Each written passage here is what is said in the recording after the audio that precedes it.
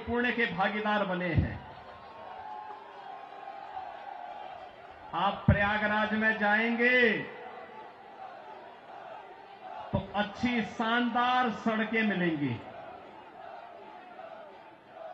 कहीं गंदगी नजर नहीं आएगा, बिजली पूरी मिलेगी, कनेक्टिविटी चाहे वह सड़क की हो, रेल की हो या फिर हवाई जहाज की, तीनों की बेहतरीन कनेक्टिविटी प्रयागराज के लिए उपलब्ध रहेगी।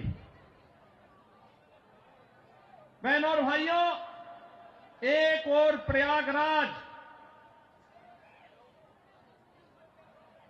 मां गंगा के तट पर लगने वाला इस सदी का सबसे बड़ा महाकुंभ, प्रधानमंत्री मोदी जी के विजन के अनुरूप देश और दुनिया से आने वाले श्रद्धालुओं को न केवल आकर्षित कर रहा है बल्कि पुण्य का भागीदार भी बना रहा है। नमामि गंगे परियोजना के बाद मां गंगा की अविरल और निर्मल धारा का दर्शन देश और दुनिया कर रहा है, संगम में स्नान कर रहा है। कल आपने देखा होगा उत्तर प्रदेश सरकार के मेरे सभी मंत्रीगण, 54 मंत्री मेरे साथ प्रयागराज के संगम में एक साथ डुबकी लगाए हैं, एक साथ डुबकी लगाए हैं, पुण्य के भागीदार बने हैं। हम सब सौभाग्यशाली हैं कि देश और दुनिया से आने वाले श्रद्धालुओं की सेवा करने का इस महाकुंभ के बहाने हमें अवसर मिला और उत्तर प्रदेश को नजदीक से देखने का अवसर इन सभी पूज्य संतों को, श्रद्धालुओं को प्राप्त हो रहा है। बहनों और भाइयों, अगर एक मुख्यमंत्री के रूप में मैं और मेरे मंत्रीगण प्रयागराज के संगम में स्नान कर सकते हैं तो मैं पूछना चाहता हूं, दिल्ली में आम आदमी पार्टी के अध्यक्ष से अरविंद केजरीवाल जी से मैं पूछना चाहता हूं, क्या यमुना जी में वह भी अपने मंत्रियों के साथ जाकर के स्नान कर सकते हैं क्या?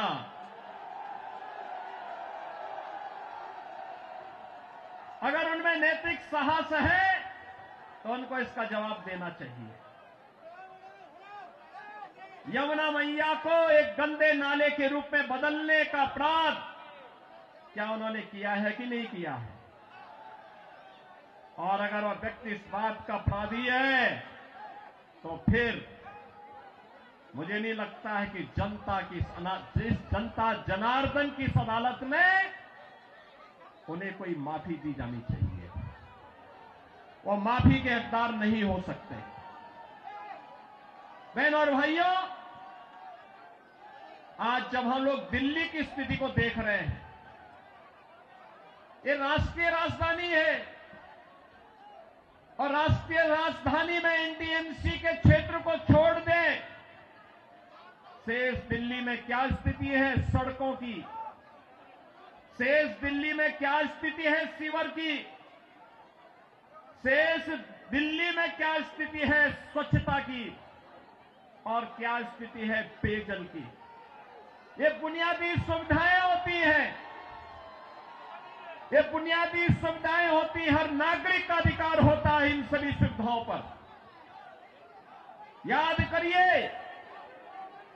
करिए, आज से एक दशक पहले तक लोग याद करते थे, सुविधा प्राप्त करने के लिए दिल्ली आने की बात करते थे, सुविधाओं के लिए दिल्ली आते थे। अच्छी सड़क देखनी हो, मॉडल देखना हो, मेट्रो का मॉडल जो सरदेव अटल बिहारी वाजपेयी जी ने प्रारंभ किया था, उसे देखने के लिए पूरा देश दिल्ली आता था। सड़कों की बात होती थी, दिल्ली आता था, स्वच्छता की बात होती थी, दिल्ली आता था, कोई नया कार्य होता था उसको देखने के लिए लोग दिल्ली आते थे। लेकिन बहनों और भाइयों, आज क्या स्थिति है, क्या बना दिया है? सड़क पे गड्ढा है या गड्ढे में सड़क है, कोई पता ही नहीं लग रहा है। मैं जब से चल रहा हूं यही दिल्ली के अंदर देख रहा हूं। बहन और भाइयों, ये हमने खिलवाड़ करने की छूट एक व्यक्ति को और उनके गिरोह को क्यों दे दी है? स्वच्छता की स्थिति कितनी दुर्गतिपूर्ण है। कूड़ा का ढेर पड़ा हुआ है, गंदगी का ढेर पड़ा हुआ है। दिल्ली राष्ट्रीय राजधानी के अंदर इस प्रकार की दुर्गति हो, सीवर बह रहा सड़कों पर, हमारे वाहनों को भी उसी सीवर के बहते हुए सीवर से गुजरना पड़ा। और अभी तो पेयजल का भीषण संकट आने वाला है। दिल्ली में आम आदमी पार्टी की सरकार का पाप का भुक्तभोगी हमारी पावन मथुरा वृंदावन के श्रद्धालुओं को और संतों को भी उठाना पड़ता है। वहां मां गंगा एक गंदे नाले में बदल करके जाती है। जब भी नमामि गंगे परियोजना के अंतर्गत मां यमुना की शुद्धता की बात आई, स्वच्छता की बात आई, तो अरविंद केजरीवाल एंड कंपनी ने कोई सहयोग नहीं किया। ये सहयोग नहीं करना चाहते, कोई विकास का कार्य नहीं करना चाहते, किसी विकास की परियोजना का मौके पे जाकर के भौतिक सत्यापन नहीं करना चाहते, जनता को बुनियादी सुविधा मिले, उसका अधिकार प्राप्त हो, ये वे काम नहीं करना चाहते। इनका तो एक ही कार्य है, प्रातः काल होते ही सोशल मीडिया पर झूठे ट्वीट करना, झूठी फिल्मों का प्रदर्शन करना, झूठे प्रेस वक्तव्य और प्रेस वार्ता के माध्यम से केवल गुमराह करने वाले वक्तव्यों को देना। जितना समय झूठ बोलने की एटीएम के रूप में आम आदमी पार्टी और उनके नेता समय बर्बाद करते हैं, ये झूठ का एटीएम बनने की बजाय अगर उन्होंने जनता की जन सुविधा और विकास के बारे में सोचा होता तो 10 वर्ष में दिल्ली की कायाकल्प हो गई होती, दिल्ली बदल गई होती। लेकिन बहन और भाइयों, दिल्ली बदलने की नहीं, इन लोगों ने दिल्ली को तो एक कूड़ा घर बना दिया है, दिल्ली को अव्यवस्था का एक अड्डा बना दिया है। आजकल मैं सुन रहा हूं अपने भाषणों में से अरविंद केजरीवाल जी बार बार उत्तर प्रदेश की चर्चा कर रहे हैं, लेकिन उनको भूलना नहीं चाहिए अब मॉडल के रूप में उत्तर प्रदेश को लोग देख रहे हैं। मैं पूछना चाहता हूं, दिल्ली के अंदर भी ओखला औद्योगिक क्षेत्र है और पिछले 10 वर्ष में उद्योग ना के बराबर लगे हैं, कोई सुविधा नहीं, कोई सुविधा नहीं। आम आदमी पार्टी ने एक सुनियोजित साजिश के अंतर्गत ओखला दिल्ली के अंदर उद्योग तो नहीं लगने दिए, कोई रुचि भी नहीं ली, लेकिन इसमें बांग्लादेशी घुसपैठियों को, रोहिंग्या को जरूर बसाने का काम किया है। आम आदमी पार्टी के नेताओं के घर में आधार बनाने की मशीन के माध्यम से आधार बांटे जाते हैं इन बांग्लादेशी घुसपैठियों को, और दूसरी तरफ उत्तर प्रदेश में न्यू ओखला के रूप में नोएडा की तस्वीर भी आप सबके सामने है। आज आप जाइए दिल्ली की सड़कों को और नोएडा की सड़कों को जाकर के देखो, जमीन आसमान का अंतर नजर आएगा। दिल्ली की सड़कों को और गाजियाबाद की सड़कों को जाकर के देखो, जमीन आसमान का अंतर नजर आएगा। उत्तर प्रदेश के शिक्षण संस्थानों को, उत्तर प्रदेश के मेडिकल कॉलेजेस को और दिल्ली के अंदर यहां की राज्य सरकार के द्वारा चलाए जाने वाले वे जर्जर विद्यालय के भवनों को देख करके आप अंदाजा लगा सकते हैं कि बच्चों के भविष्य के साथ इनका व्यवहार क्या है। बहनों और भाइयों, एक सुनियोजित साजिश के तहत दिल्ली की जनता को तो इन्होंने जन सुविधाओं से वंचित रखा ही, साथ साथ राष्ट्रीय सुरक्षा के साथ खिलवाड़ भी इन्होंने उन अपने शरारत भरी कृत्यों से किया है। आपने देखा होगा 2020 में दिल्ली के अंदर किस तरीके से दंगे करवाए गए और आम आदमी पार्टी के पार्षद और उनके विधायकों की संलिप्तता इस पूरे षड्यंत्र में सामने आई थी। ये लगातार राष्ट्रीय सुरक्षा के साथ खिलवाड़ कर रहे हैं। स्वाभाविक रूप से जो अपने गुरु सरदे अन्ना हजारे को धोखा दे सकता हो, वह व्यक्ति जनता को भी धोखा देने में माहिर होगा। देश को भी धोखा दे रहे हैं, जनता जनार्दन को भी धोखा दे रहे हैं। लगातार अपने वक्तव्यों के माध्यम से ऐसे ऐसे वक्तव्य जारी कर रहे हैं जिसमें अब मैं विश्वास के साथ कह सकता हूं कि दिल्ली की जनता आने वाली नहीं है और मैं यही अनुरोध करने के लिए आया हूं। बहनों और भाइयों, मैं आपको एक बात और कहना चाहता हूं। मैं आपसे एक बात और कहना चाहता हूं। जो यहां पर आम आदमी पार्टी की सरकार और आम आदमी पार्टी जो लगातार कह रही है, ये लगातार एक बात को कह रही है कि इन्होंने यहां पर बिजली दी है। बहनों और भाइयों, एनडीएमसी का क्षेत्र जहां बिजली मिलती है 24 घंटे, वह गृह मंत्रालय और शहरी विकास मंत्रालय भारत सरकार के अंतर्गत आता है। देश के किसी भी बड़े महानगर से, किसी भी नगर से, मैं कह सकता हूं उत्तर प्रदेश की आबादी 25 करोड़ की है। हर जिला मुख्यालय को 24 घंटे की बिजली आज के दिन पर हम दे रहे हैं और बिजली का पर यूनिट दाम उत्तर प्रदेश में एक सामान्य उपभोक्ता के लिए अगर है तो यह 3 से 3.5 रुपए है, इससे ज्यादा नहीं है। दिल्ली में यही 9 से लेके 10 रुपया है, यानी उत्तर प्रदेश से 3 गुना पैसा लेते हैं, लेकिन 24 घंटे बिजली यहां पर नहीं दे पा रहे हैं।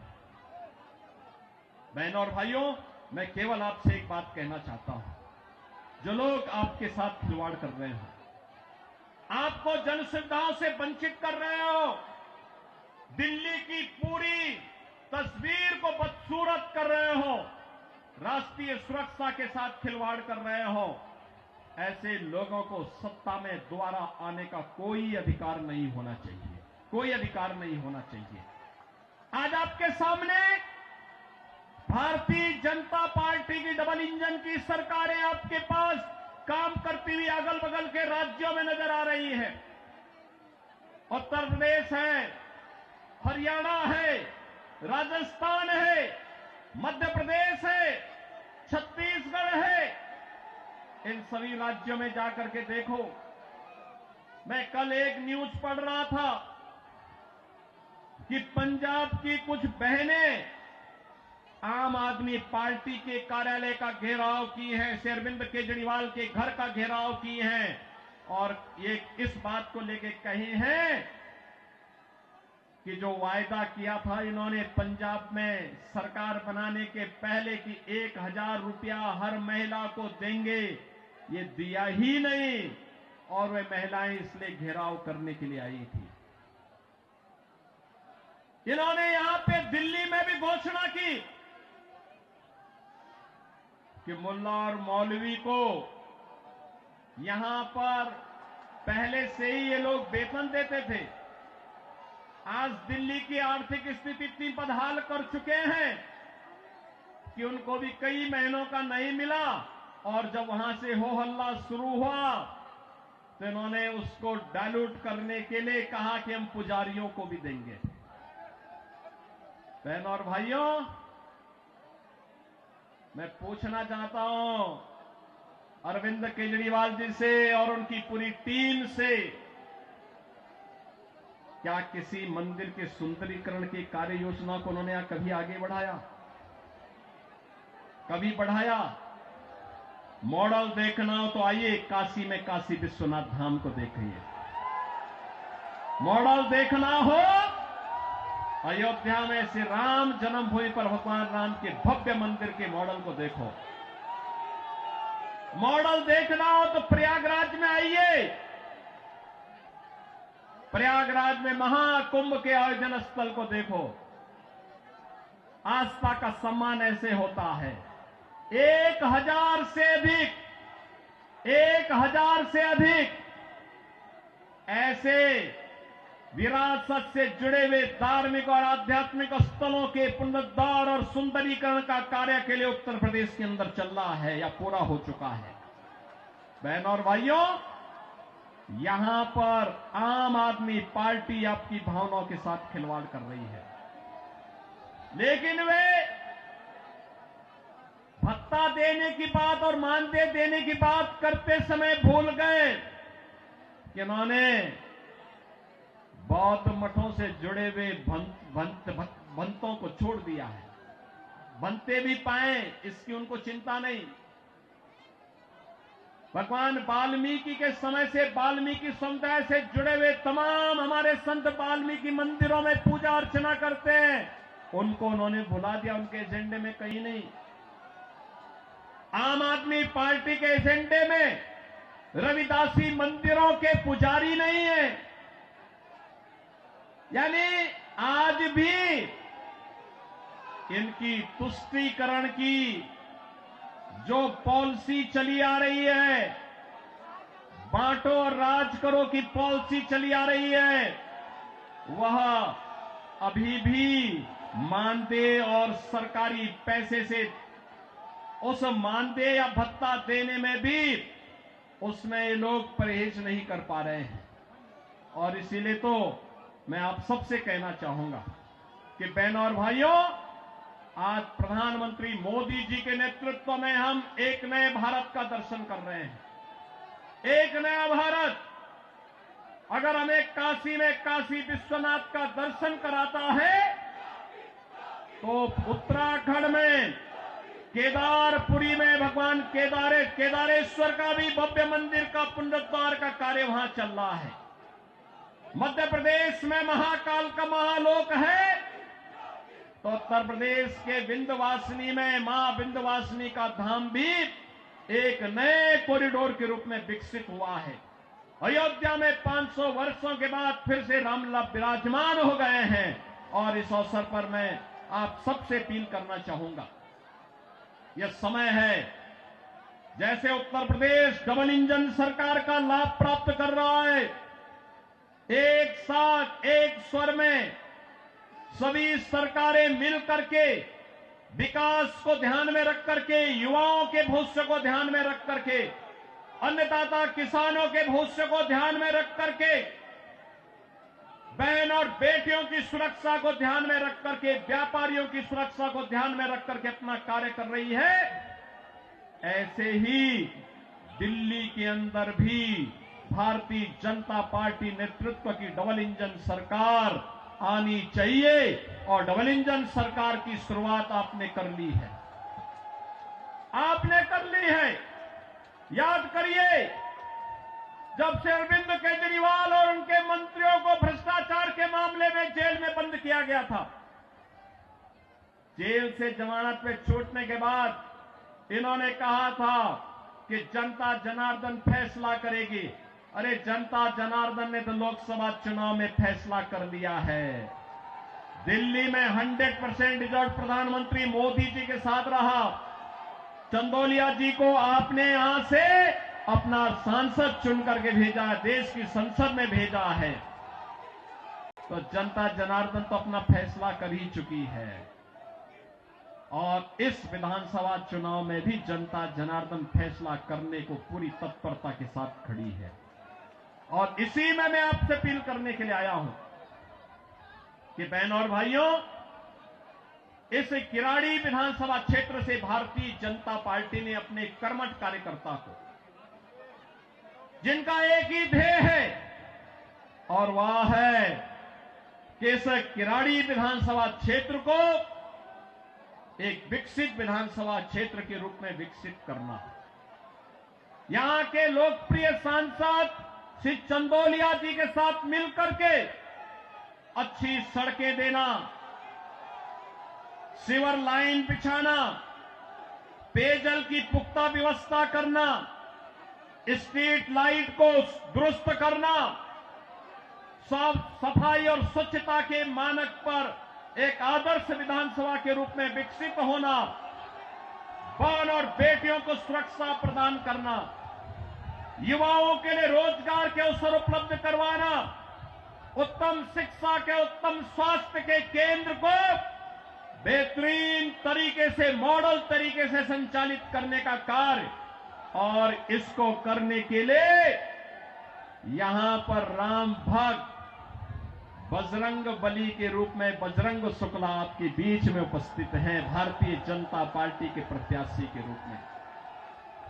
मेरी आप सबसे अपील है कि डबल इंजन सरकार से ही दिल्ली की कायाकल्प होगी और डबल इंजन सरकार के प्रतिनिधि के रूप में बजरंग शुक्ला को दिल्ली विधानसभा में चुन करके भेजें। आप सब भेजेंगे? भेजेंगे? जनता जनार्दन का आशीर्वाद इस बजरंग शुक्ला को प्राप्त होगा? दोनों हाथ उठा करके अपना आशीर्वाद देकर के बोलिए। जहां तक मेरी आवाज जा रही है, ये घरों के ऊपर भी लोग बैठे हुए हैं, सभी से मेरी अपील है, जहां तक मेरी आवाज जा रही है, घर के ऊपर हो, सड़क हो, अगल बगल हो, जहां तक मेरी आवाज जा रही है, बजरंग शुक्ला को आप आशीर्वाद देंगे? दिल्ली के कूड़े से निजात पाएंगे? ये झूठ बोलने की एटीएम मशीन से मुक्ति पाएंगे? यमुना मैया की शुद्धि के अभियान में सहभागी बनेंगे? तो मेरे साथ बोलेंगे जय श्री राम, जय जय श्री राम।